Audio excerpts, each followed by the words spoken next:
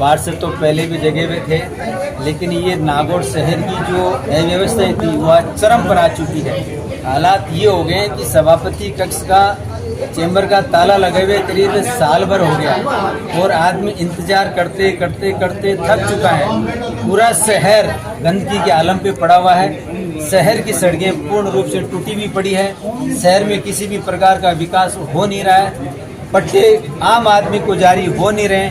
पट्टे उन लोगों को जारी होते हैं जो अवैध पट्टा लेने की मर्जी रखता है, उसको तुरंत पट्टा मिल जाता है। जिस व्यक्ति को लीगल पट्टा लेना चाहिए उस व्यक्ति को पट्टा मिल नहीं रहा है। आखिर नागौर नगर परिषद के जितने भी जनप्रतिनिधि थे वो हमेशा इस कयास में थे कि क्या पता कल सुधार होगा, क्या पता परसों सुधार होगा, हो सकता है हम नेक्स्ट दिन आए चेयरमैन का चैम्बर खुला मिले।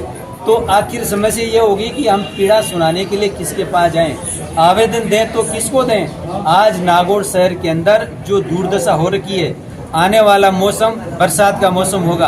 आप शहर की गलियां देखिए, इतने ही कीचड़ पड़े हैं, इतनी गंदगी के ढेर लगे हुए हैं, सड़कें सारी टूटी पड़ी है, कॉलोनियों में लाइटों की व्यवस्था है नहीं।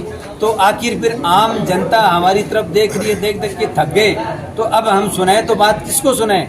हम सब लोगों ने सभापति को सभापति बनाया था कि एक उम्मीद के साथ कि आप हमारे सिरमौर हो, शहर के विकास की बात करोगे, लेकिन उन्होंने शहर को तो धक्के मार दिया और एक ही काम किया कि भ्रष्टाचार कैसे करना है वो सबसे तगड़ा किया। और उसके ऊपर आपको भी ध्यान में होगा कि शायद कुछ समय पहले उनके खिलाफ 16 मुकदमे दर्ज हो रखे हैं भ्रष्टाचार के, और आने वाले समय में कितने दर्ज होंगे वो तो समय बताएगा।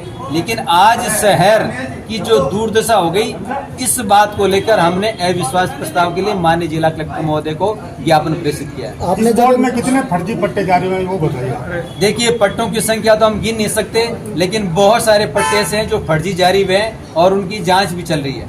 और जाँच की मांग करेंगे। हमने अभी माननीय जिलाधीश महोदय को कहा है कि पिछले 6 महीने में जितने ज्यादा भ्रष्टाचार के पट्टे जारी हुए हैं उन सारे के सारे पट्टों की जांच की जावे, और जांच करने के बाद जिस व्यक्ति ने जारी किए हैं सभापति ने, उनके खिलाफ एफआईआर दर्ज कराई जाए और उसकी कार्रवाई की जाए।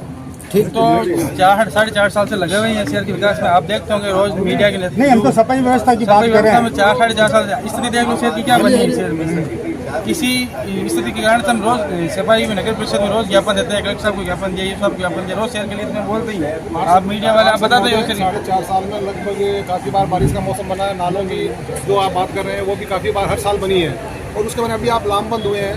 तो 4.5 साल में आपके क्या प्रयास रहे वो बताया। 4.5 साल में हमने खूब प्रयास किए, चाहे नालों से, चाहे सफाई से, और रोड लाइटों के लिए, शहर के जो गरीब लोग हैं पट्टों के लिए हमने हर तरीके से प्रयास किया शहर के काम करने के लिए। परंतु समय ये नगर परिषद ऐसा बोर्ड बना जो शहर के लिए बिल्कुल भी काम नहीं आया।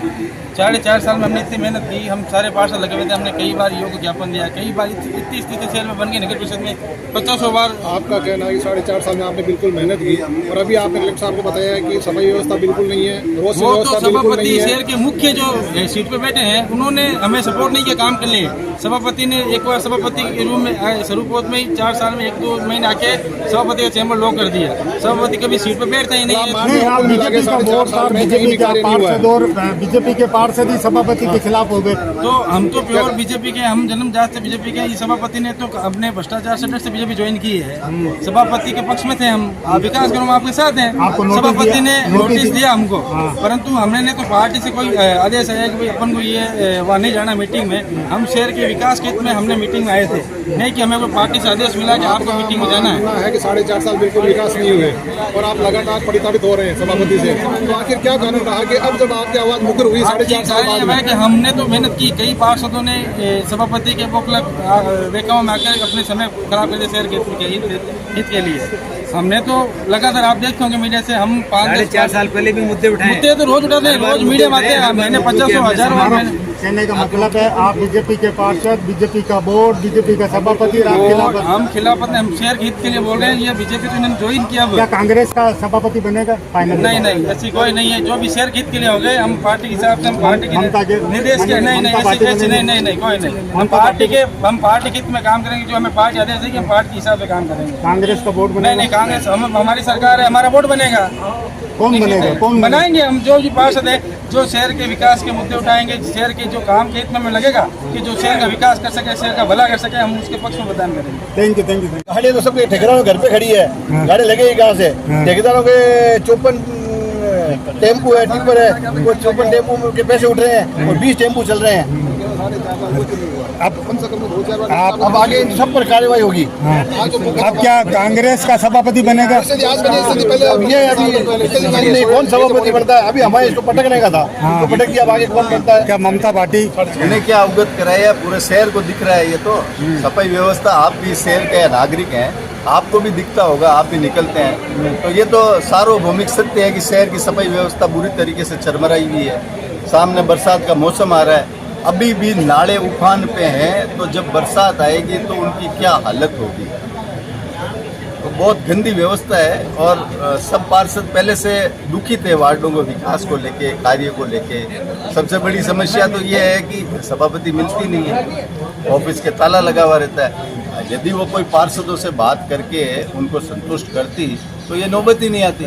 तो सभापति जब ऑफिस में नहीं आती है, ताला नहीं खुलता है, तो असंतुष्टि का तो आप समझ नहीं सकते हो क्या। ये कांग्रेस पार्षद अपनी बड़ी जीत मान रहे हैं भाजपा का वोट गिराने में, क्या कहें? ये कोई कांग्रेस भाजपा का कुछ भी नहीं है। देखो शहर का हर एक वार्ड का पार्षद, चाहे वो निर्दलीय हो, चाहे कांग्रेस हो, चाहे बीजेपी हो, वो दुखी था इस सभापति से।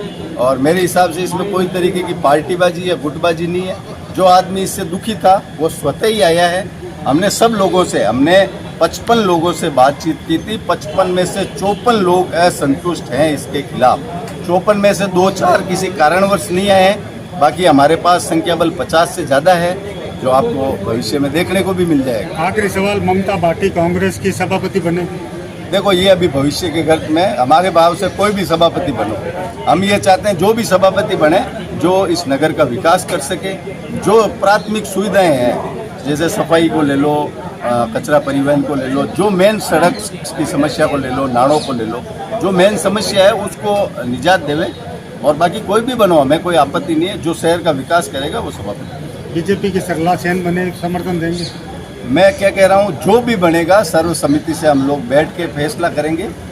कौन बीजेपी कांग्रेस कुछ नहीं होगा। जो शहर का सर्वांगीण विकास करेगा, जिस नाम पे सर्व समिति से मोहर लगेगी, उसको हम पार्टीबाजी नहीं होगा। अब कोई तरीके की पार्टीबाजी नहीं है। कोई बीजेपी के पार्षद नहीं, कोई कांग्रेस के पार्षद नहीं, कोई और बनेगा। शहर समिति